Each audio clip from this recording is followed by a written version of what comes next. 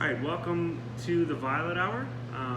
We are going to talk about our new series, the There and Back series we're doing, and welcome to New York, or New York, if you're from there, I guess, 1870s.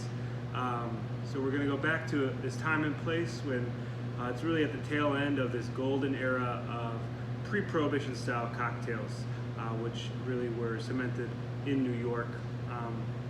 Couple of drinks we'll be talking about as we go through this place in time.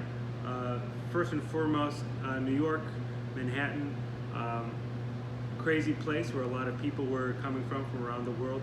And a gentleman named Jerry Thomas made his way there, a man who bartended around the country, discovered many cocktails, invented some, and came to New York to the 10 Bar. His place on Broadway, off Broadway, became pretty infamous, namely because of him. He was a larger-than-life sort of character.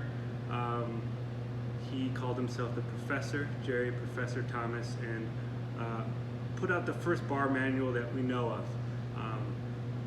Harry Johnson's another guy who was kind of his rival, who said he did the first one, but everyone's just competing, whatever. Jerry Thomas, though, we know definitely the guy of that era, and he wrote about a lot of cocktails and a lot of cocktail recipes, and his manual had three different updated versions. The last one was after he had passed away. Just to sort of keep in mind how crazy cocktails were in that everywhere. Every street corner, every major hotel, basements, back rooms were cocktail lounges and cocktail bars in New York. Everyone had their own take on a drink. Everyone wanted to be the one who said they created a drink. So it's kind of this really golden era, a lot of creativity, a lot going on. So sit back, relax, crack a drink open, and enjoy. So first cocktail, if you haven't noticed already, is called the Japanese cocktail. Now, despite the name, this cocktail, there's nothing really in terms of the ingredients Japanese about it. It's French cognac, orgeat, and Angostura bitter. So we have Caribbean, French, and French Creole ingredients in this drink. So where the heck does that name come from? Definitely a Jerry Thomas original from his bar guide in 1862.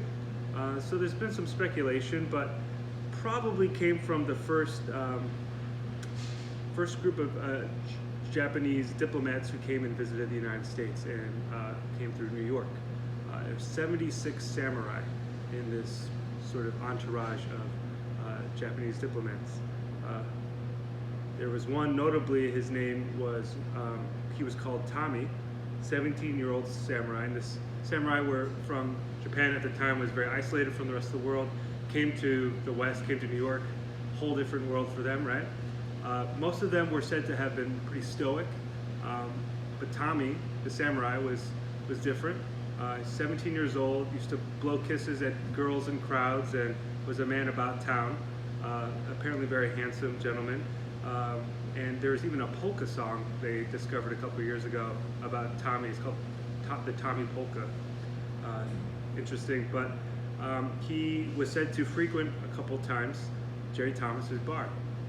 And Jerry Thomas, who was a guy whose bar had big paintings of himself around the bar, he sort of saw himself as a star, was also taken aback by a lot of star-like figures, and probably was enthralled with Tommy, the samurai, and most likely people think named this cocktail in honor of him and sort of craze around him in New York. So we've got French cognac, toasted almond syrup, so there is a nut allergy with this, Angostura bitters from Trinidad and Tobago, so think all those wonderful Christmas baking spices.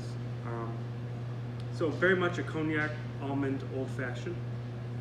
We recommend pouring this over a big chunk of ice in an old-fashioned glass with a lemon expressed and inserted as your garnish.